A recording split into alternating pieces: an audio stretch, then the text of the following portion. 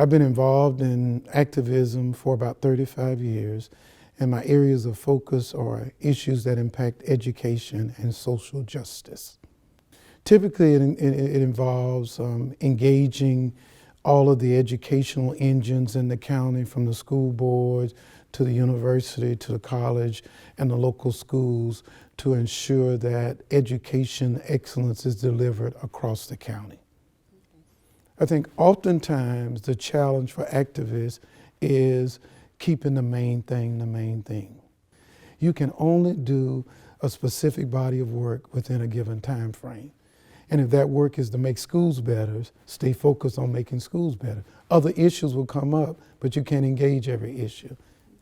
I think it is important for us to enter any area of improvement with specific measurable outcomes. I refer to them, and industry refers to them as SMART goals, goals that are specific, measurable, attainable, realistic, and timely. And if you go in with that as an expectation, now you can measure effectively your progress. If you don't know where you're going, you don't know if you're winning or not. And so the emphasis has to be placed on the activism towards specific targeted outcomes rather than activities. And I think many activists become activity oriented and we lose sight of the expected or targeted outcomes. In our church, we have a shared leadership model. And while I'm the pastor or CEO, Chief Evangelical Officer, everybody has a role.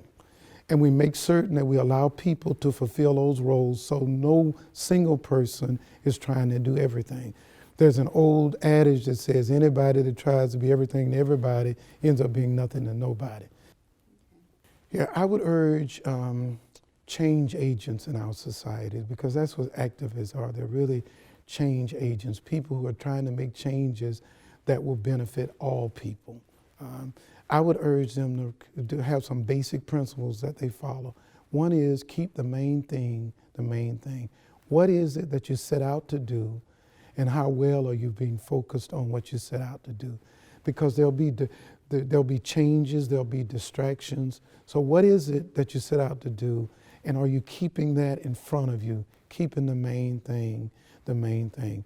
Secondly, understanding that without self-care, you won't be successful, nor will your effort, because not only will you drain yourself, but you'll drain those who are around you.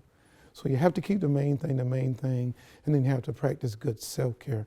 And then thirdly, there's no substitution for open, honest, effective communication, even when that's agreeing to disagree.